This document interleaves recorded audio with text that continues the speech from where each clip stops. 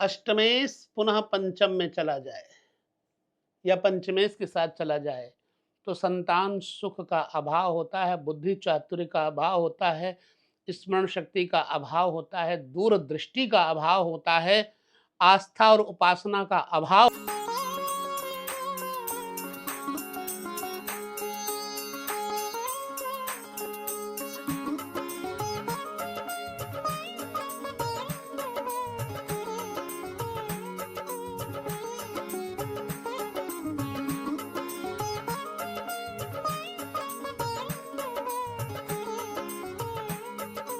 दर्शकों को नमस्कार, जय श्री कृष्ण। पुत्र सुख कब नहीं होता, बहुत लोगों के मन में यह एक विचार आता है, जिज्ञासा होती है। पुत्र सुख नहीं होता, उसके लिए आपको ये पूरा प्रकरण देखना होगा। पुत्र तो है लेकिन पुत्र सुख नहीं है, और कई बार पुत्र ही नहीं है। जिनके पुत्र हैं वो सुख नहीं देते तो दुखी होते हैं, और जिनके पुत्र नहीं हैं तो वो भी दुखी होते हैं कि हमको पुत्र नहीं है। हम यहाँ पर जिनके पुत्र हैं उनको, और जिनके पुत्र नहीं हैं उनको भी लेकर के कुछ आपके साथ चर्चा करेंगे। जन्म कुंडली में जो कि हमने चार्ट रखा है आपके सामने, इसलिए कि आपको जान लेने में, मतलब पूरी तरह से इसका ज्ञान मिल जाए, उसके लिए प्रयत्नशील हैं, कर रहे हैं, आपको लेकर चलेंगे इस कुंडली चक्र में। कोई लग्न यहाँ निर्धारित करना पड़ेगा, अभी कोई लग्न निर्धारित नहीं है। हम कोई भी लग्न ले लेते हैं, सिर्फ काल पुरुष की कुंडली के माध्यम से ही आपको लेकर चलेंगे। और काल पुरुष की कुंडली में मेष लग्न आता है। मेष लग्न हम यहाँ बिठा देते हैं, एक अर्थात मेष लग्न, दो वृष मिथुन कर्क सिंह कन्या तुला वृश्चिक धनु मकर कुंभ और मीन। ये उन दर्शकों के लिए है, उन जातकों के लिए है जो कुंडली देखना सीख रहे हैं।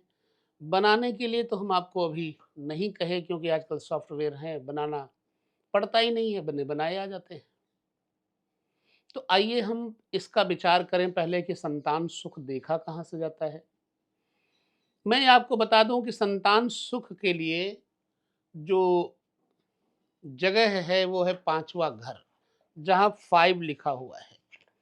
इसको हम गोल करते हैं ताकि आपको समझने में दिक्कत ना आए, और ये भी बताते हैं कि संतानेश कौन है, जो पंचमेश है वो कौन है। ये यहाँ पर सूर्य है, संतानेश, इसको पंचमेश भी कहते हैं।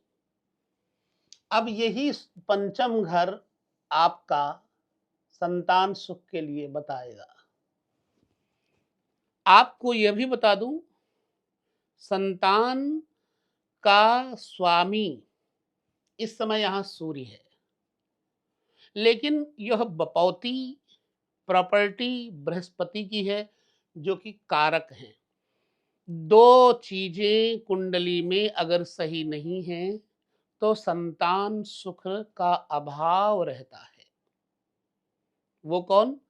नंबर एक, पहली शर्त, जो पंचम भाव का स्वामी है सूर्य, इस समय आपके कुंडली में पंचम भाव का स्वामी कौन है ये आपको देखना चाहिए। पंचम भाव का स्वामी सूर्य यदि सही है तो संतान सुख होगा। सही कब है, गलत कब है, इसके लिए हम आपको बताते हैं। सूर्य के मित्र ग्रह यदि सूर्य को देखें या सूर्य के साथ बैठे हुए हों तब संतान सुख हो जाता है। मान लो बृहस्पति यहां बैठे हों, एग्जाम्पल के लिए, बृहस्पति यहाँ बैठे हों एग्जाम्पल के लिए, और बृहस्पति यहाँ बैठे हों एग्जाम्पल के लिए, ठीक, ये बृहस्पति की शुभता का प्रभाव अब संतान सुख अवश्य ही देगा। संतान सुख का अभाव पंचम भाव से किया जाता है। भाई संतान है और बुद्धिमान है, यह भी भाव पंचम से ही पता लगता है। स्मरण शक्ति, दूरदृष्टि, विवेक, विचार, आस्था, उपासना का माध्यम, जुआ और सट्टा खेलने की जो प्रवृत्ति होती है उसको पंचम भाव ही बताता है।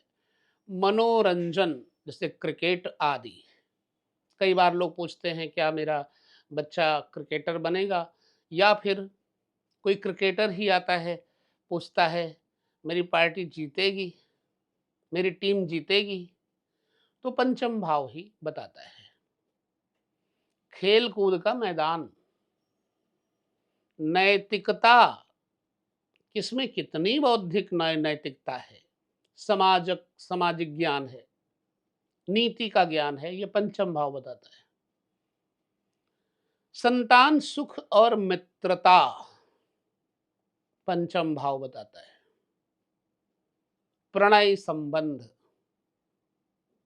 मतलब लव रिलेशनशिप पंचम भाव बताता है। अपहरण और बलात्कार जैसे विचारों को प्रश्न काल में जब देखना हो, किसने किया अपहरण, कौन ले गया, कहां गया, तो पंचम भाव बताता है। रोमांस पंचम भाव बताता है। दुराचार, व्यक्ति कितना दुराचारी है, पंचम भाव बताता है दुराचार हुआ या नहीं। और मंत्र सिद्धि, चीज घर एक ही है लेकिन इतने सारे विचार यहां से किए जाते हैं। शीघ्र धनी बनने की इच्छा पंचम भाव बताता है। जिनके मन में बहुत जल्दी शॉर्ट में धनवान बनने की इच्छा है तो क्यों है, पंचम भाव में कोई ऐसा ग्रह जरूर होगा जो उसको इच्छा व्यक्त करता है। मान लो पंचम भाव में शनि बैठे हैं, स्वर राशि के बैठे हैं, तुला के बैठे हैं, तो उस व्यक्ति को धनी बनने की शीघ्रतम इच्छा होती है। अथवा शीघ्रगामी ग्रह चंद्रमा बैठे हैं तो उस व्यक्ति को धनवान बनने की जल्दी इच्छा होती है। या पंचमेश को चंद्रमा देखते हैं तो व्यक्ति को धनवान बनने की बहुत जल्दी इच्छा होती है। शॉर्टकट में वो विलिनियर बनना चाहता है।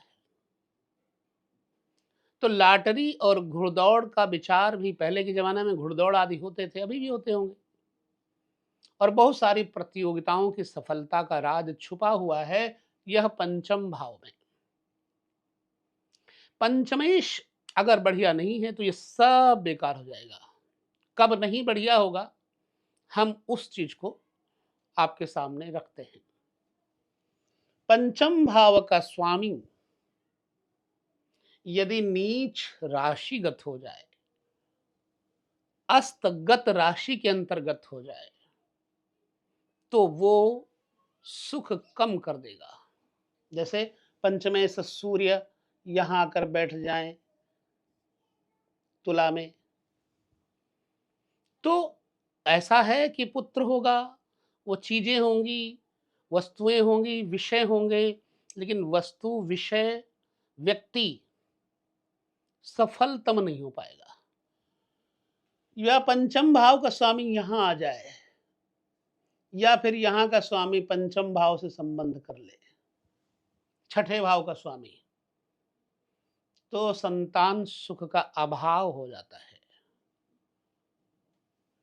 पंचम भाव का स्वामी यहां आ जाए अष्टम में, तो संतान सुख का अभाव होता है। अष्टमेश पुनः पंचम में चला जाए या पंचमेश के साथ चला जाए तो संतान सुख का अभाव होता है, बुद्धि चातुर्य का अभाव होता है, स्मरण शक्ति का अभाव होता है, दूरदृष्टि का अभाव होता है, आस्था और उपासना का अभाव होता है। जुआ सट्टा खेलने की प्रवृत्ति तो हो सकती है, लेकिन सफलता का अभाव होता है। प्रवृत्ति हो सकती है, लेकिन अभाव हो सकता है और होता है। ये हमने 2 घरों से और सप्तम भाव से ये 3-4 कारण आपको बता दिए।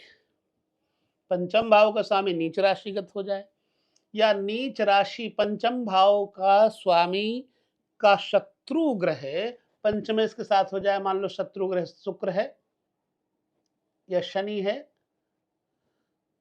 अब इस व्यक्ति को संतान सुख का अभाव हो जाएगा। एकदम सिंपल वे में आपको हम बता रहे हैं। अब देखिए, यह पंचम भाव का स्वामी अगर 12वें भाव में आ जाए और 12वें भाव का स्वामी पंचमेश या पंचम भाव में चला जाए, तो भी व्यक्ति को संतान सुख का अभाव होता है। अब कई बार संतान विलंब से होती है, उसका विचार हमें करना है। अगर आपको समय है तो आप यह पूरा प्रकरण देखिए। पुनः इसको हम मिटाएंगे, रिमूव करेंगे सारा सिस्टम, ठीक, और रिमूव करके एक नई चीज आपको देंगे जिसे आपको समझना चाहिए।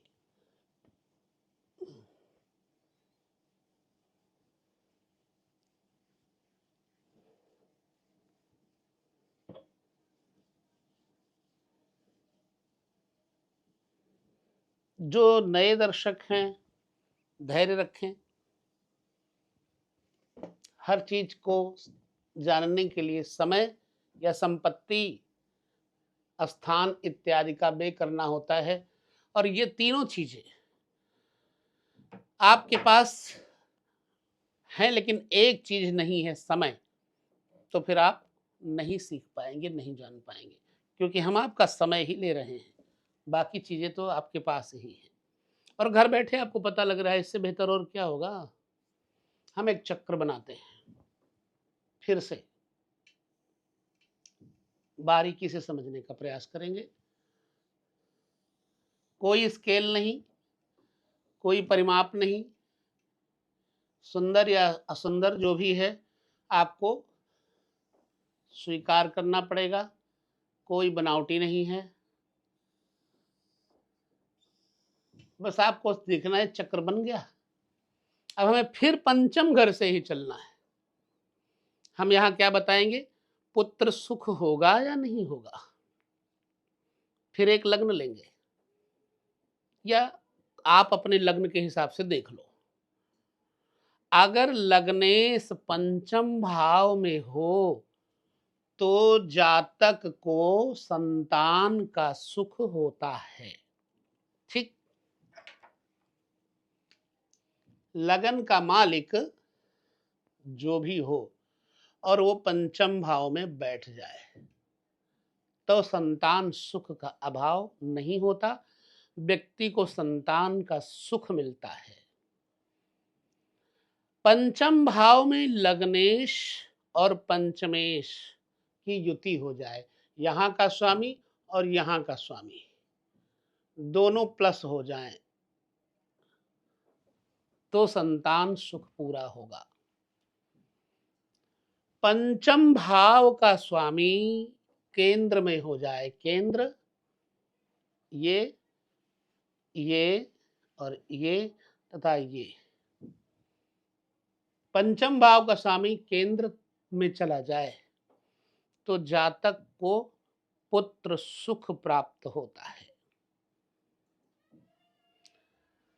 ये बात आपको समझ लेना चाहिए। केंद्र क्या है, त्रिकोण क्या है। लग्न को केंद्र भी कहा गया है, त्रिकोण भी कहा गया है। बाकी 4, 7, 10 ये चारों केंद्र हैं। लग्न पंचम और नवम ये त्रिकोण है। तो अगर यहाँ का स्वामी यहाँ का स्वामी दोनों केंद्र में हो जाए या मूल त्रिकोण में हो जाए तो व्यक्ति को पुत्र सुख अवश्य मिलता है और पुत्र बहुत अच्छा होता है। फिर मिटाते हैं हम इसको और बताते हैं मूलतः अगर पंचम भाव सक्रिय है तो जितने विषय हमने आपको बताए अभी, खेल कूद ये वो सब कुछ आपको प्लस में ले लेना चाहिए। पंचम भाव में बुध बैठा हो, शुक्र बैठा हो, गुरु बैठा हो, पंचम भाव में बुध, गुरु, ये बृहस्पति हो गया, शुक्र, इन पर पुरुष ग्रहों की दृष्टि हो। पुरुष ग्रह कौन से हैं? मंगल, यहां बैठेगा तो देखेगा, यहां बैठेगा तो अष्टम दृष्टि से देखेगा। सूर्य यहां बैठे तो पुत्र संतान सुख अवश्य होगा, अनेक पुत्र संतान सुख होगा। 3 ग्रह यहां बैठे और 2 ग्रहों की दृष्टि यहां पड़ जाए तो इंसान को 5-5 पुत्र मिल जाते हैं। हमने तो 12-12 पुत्रों को देखा, 17-17 संतानों को देखा है। आजकल तो खाली एक जन्म देने के बाद बोलते हैं कि बस हो गई। पहले की माताएं चक्की भी पीसती थी, काम भी करती थी, एक बच्चा इधर, एक बच्चा इधर, एक बच्चा गोद में, वो भी मैंने समय देखा है। बहुत छोटा बच्चा है गोद में, 2 साल का है कंधे पर, 3 साल का है, 4 साल का है वो भी कंधे पर, और माँ चक्की पीस रही है। ऐसा संभालती थी माताएं वो भारत देश हमारा, उस समय सुखी होता था। और माताएं पूरा घर का काम, खाना पीना, घर की देख रेख, नौकर चाकर सबको समय पर भोजन देना, क्या सिद्धांत था।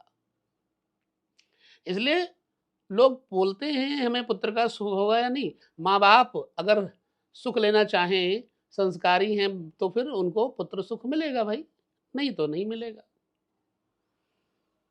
ये कई संतानों के योग के बारे में बता रहा है। अब पंचमेश उच्च मूल त्रिकोण, पंचमेश उच्च हो, मूल त्रिकोण में हो और स्वराशि का हो, जो पंचम भाव का स्वामी है। मान लो बृहस्पति है, पंचम में बैठा है, नवम में बैठा है, लग्न में बैठा है और पंचमेश है, अपनी राशि का है।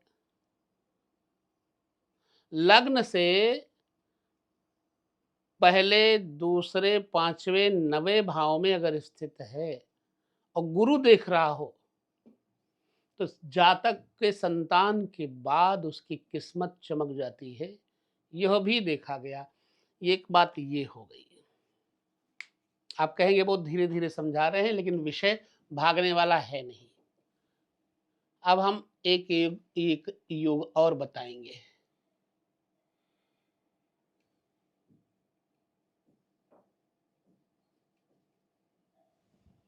पांचवा घर थोड़ा सा मिट गया है, इसको हम पूरा रेडी कर देते हैं।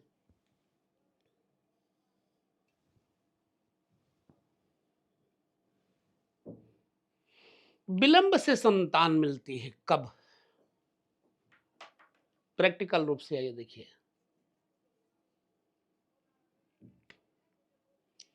जन्म कुंडली में अगर देवगुरु बृहस्पति पंचम में बैठे हो और शुक्र की पंचमेश से युति हो जाए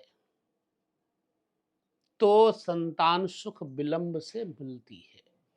ऐसे कैसे समझेंगे? मान लीजिए वृष लग्न है,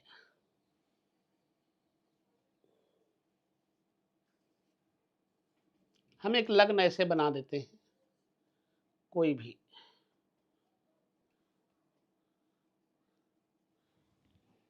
अब बृहस्पति अगर बैठा है पंचम भाव में, जस्ट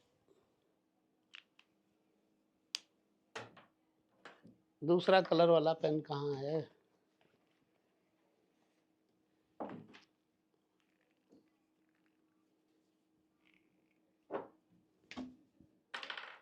बृहस्पति यहां बैठा है फॉर एग्जाम्पल, अब एक कन्या का बृहस्पति हो गया, और बुध यहाँ का पंचम भाव का स्वामी है। पंचम भाव का स्वामी बुध है। चूंकि बृहस्पति यहां बैठा है, संतान तो देगा, लेकिन विलंब से क्यों देगा? लगने पंचम भाव का स्वामी बुध शुक्र के साथ बैठा हो, पंचमेश से युति कर रहा हो, तो विलंब से संतान 32 या 36 वर्ष में ऐसे लोगों के यहां पुत्र जन्म होता है। नंबर 2, केंद्र भाव में पंचमेश और बृहस्पति बैठे हों, क्योंकि पुत्र का कारकत्व है, इसे मिटाते हैं। केंद्र में बृहस्पति,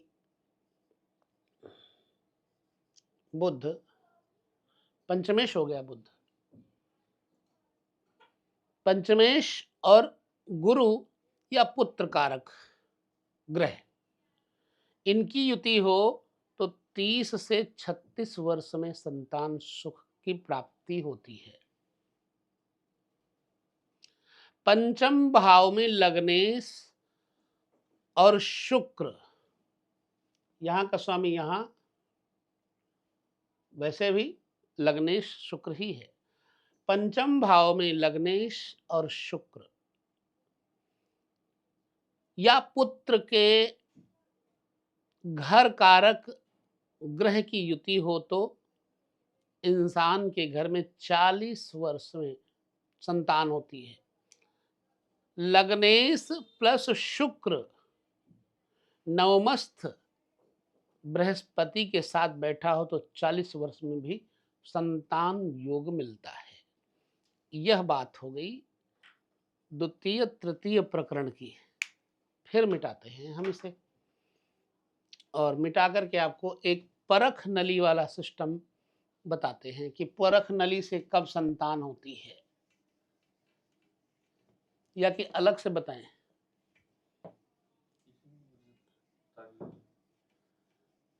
कुछ समझ में आया भी है कि नहीं अभी तक?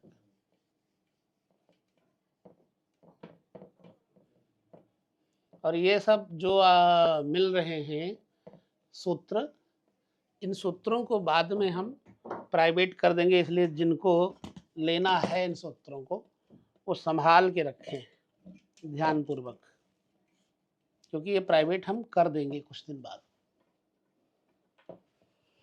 परख नली से, जिसको IVF बोलते हैं, उसके माध्यम से अक्सर आजकल संतान प्राप्ति लोग करवाते हैं। उसी को परजात पुत्र भी कहते हैं, दूसरे के माध्यम से।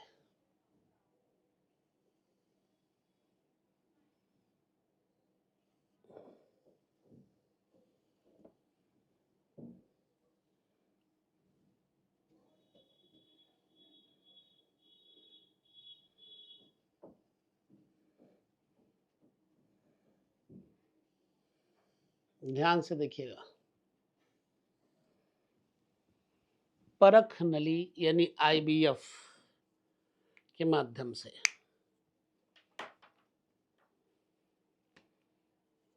फिर कोई लगन रख लेते हैं, यहां पर हम अब लगन रख लेते हैं 6, कन्या।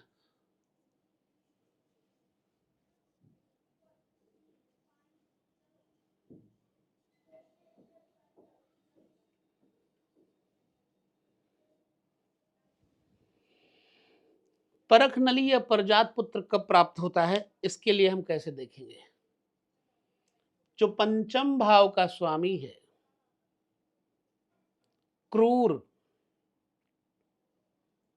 अब क्रूर ग्रह कौन से हैं? मंगल, सूर्य, इनको क्रूर ग्रह कहा गया है।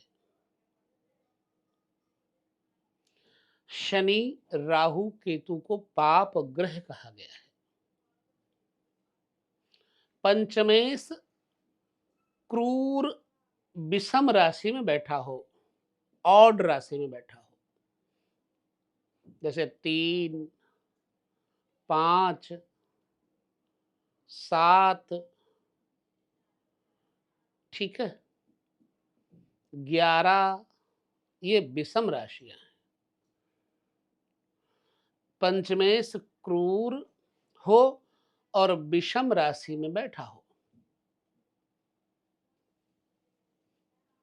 यहां पर शनि है, पंचमेश पाप ग्रह है, क्रूर ग्रह नहीं है, लेकिन इनको हम क्रूर मान लेते हैं। पंचमेश क्रूर विषम राशि में बैठे हो, मान लो इसमें भी विषम राशि है, इसमें भी इसमें विषम राशि नहीं है, इसमें विषम राशि, इसमें विषम राशि है, और इसमें विषम राशि है, इसमें विषम राशि है।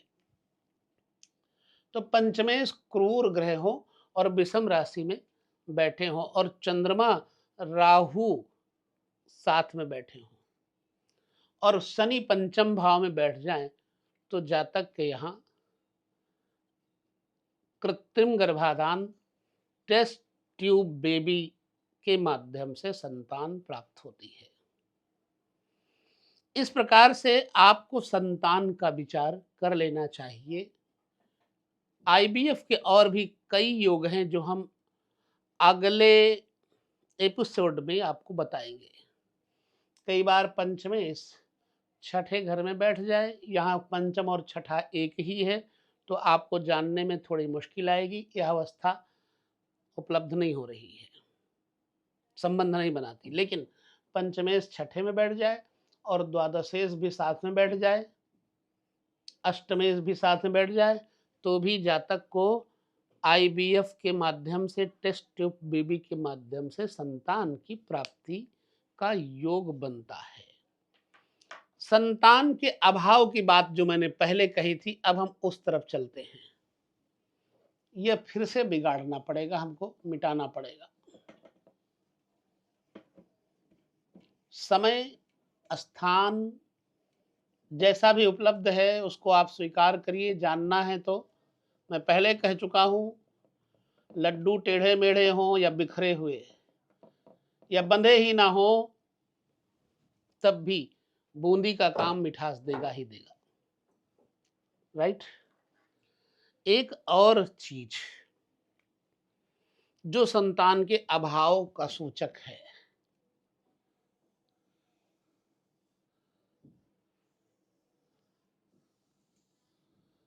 वो जरूर आपको जानना चाहिए।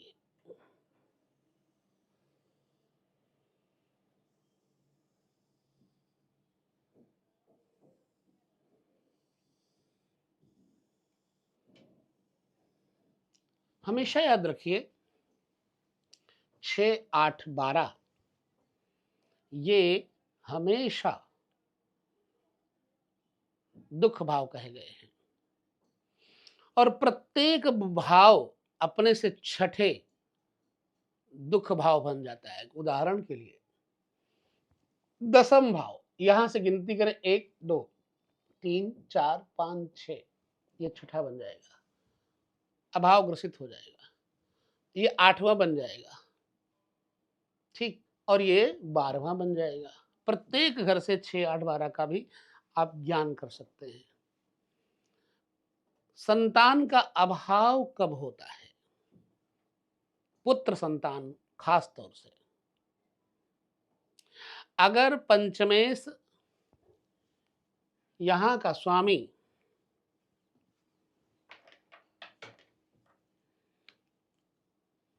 यहां का स्वामी 6, 8, 12 में हो, तो व्यक्ति को पुत्र का अभाव रहता है। पुत्र हो भी जाए तो सुख नहीं दे सकता।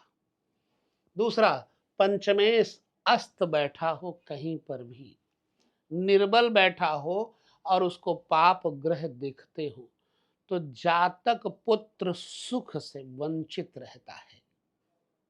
ठीक है। यहाँ पर कन्या संतान के बारे में आपको बता दूं कि कन्या संतान ही ज्यादातर कई लोगों के यहाँ होती है। कब? जन्म कुंडली में अगर चंद्रमा तथा पंचमेश एक साथ बैठे हों, पंचमेश के साथ चंद्रमा बैठे हों, तो जातक के यहाँ कन्याएं ज्यादा होती हैं। पंचमेश जो पंचम भाव का स्वामी है, कर्क राशि के दुष्कर्ण में हो तो इसे कन्या रत्न की प्राप्ति ही होती है, पुत्र की प्राप्ति नहीं होती है। ठीक है। अब काक बंध्या योग क्या होता है, इनके बारे में हम यह बता दूं। काक बंध्या यह होता है कि एक संतान हो जाए और दूसरी संतान ना हो, उसे काक बंधा योग कहते हैं। काक बंध्या, बंध्या का मतलब तो बांझ। ये सब विषय आपको धीरे धीरे हम देंगे, लेकिन एक साथ एक टाइम में नहीं, अलग अलग टाइम में अलग अलग एपिसोड में। यहाँ हम विदा ले लेते हैं।